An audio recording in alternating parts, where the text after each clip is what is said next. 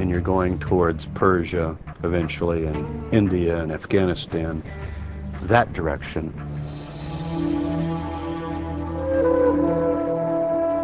And if Jesus thought he was the Jewish Messiah, there was another reason why he might have traveled east. People forget that the Messiah's got to do essentially two things. Everyone remembers he's got to bring world peace and justice and defeat evil. That's all the way through the prophets. When the Messiah comes, he's the Prince of Peace.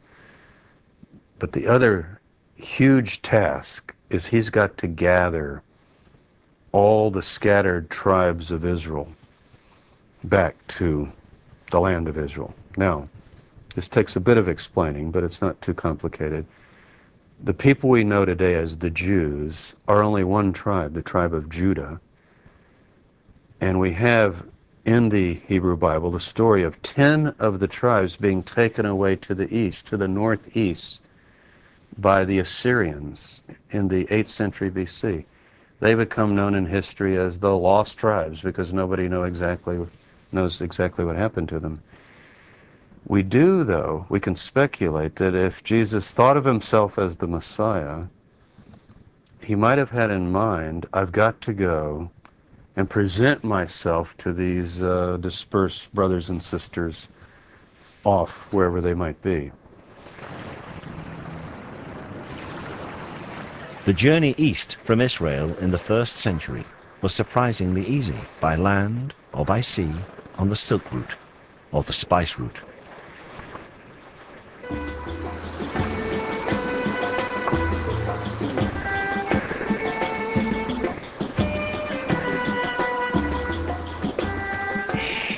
But if Jesus traveled or returned to the east, surely there would be legends, like those in the south of France, to support the idea. And of course, there are such traditions. In fact, the people here in Kashmir call their tribe Ben-e Israel and claim to be descendants of the lost tribes. And here there are stories that in the 1st century, Isa, known locally as Yusasaf, meaning leader of the healed, returned to Kashmir in his 30s. Yusasaf's ministry here can easily be seen as a continuation of the Jesus ministry.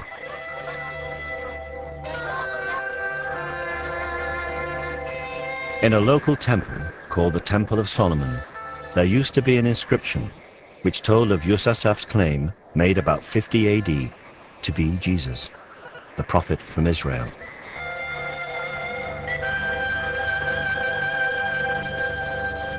तमाम कश्मीर की तारीखों में यही लिखा है कि ये बाहर से आया है, ये प्रॉफिट था, ये पैगंबर था और इस्राइल से आया, नस्बैन से अंदर बॉर्डर में आया है और फिर यही तबलीग कर रहा है। वही जीसस है, वही मसीह भी है, क्योंकि यूसुफ के माने हैं जो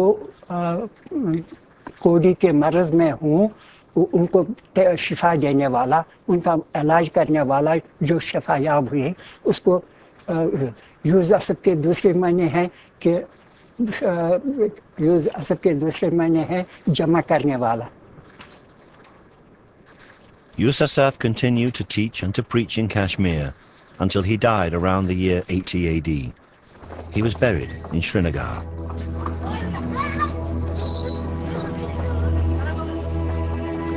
And this rather modest building is, they say, his tomb. The first shrine erected around the site was built in 112 AD. In fact, it is now a shared gravesite. In the 15th century, the Islamic holy man Syed Nazir ud-Din was also buried here.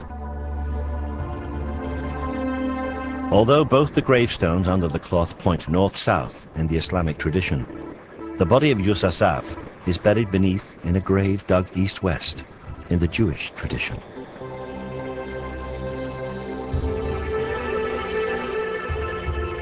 But this is a sacred site, and short of exhumation, there is no way of discovering whether the body buried here is that of a man who once survived crucifixion. However, next to the sarcophagus are the carved footprints of Yusasaf, and they do have marks or scars on them.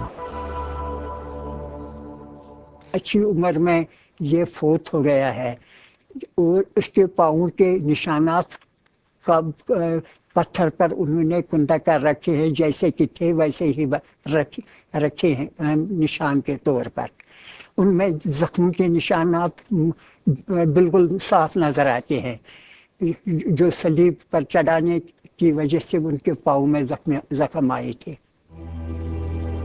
The position of the scars, just behind the toes, do not match each other, but they would align if a single nail was driven through both feet with the left foot placed on top of the right.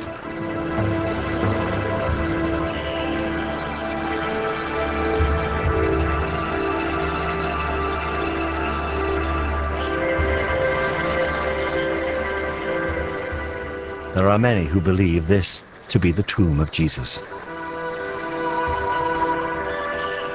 If this is the tomb of Jesus, then he spent most of his life in the mountain kingdom of Kashmir.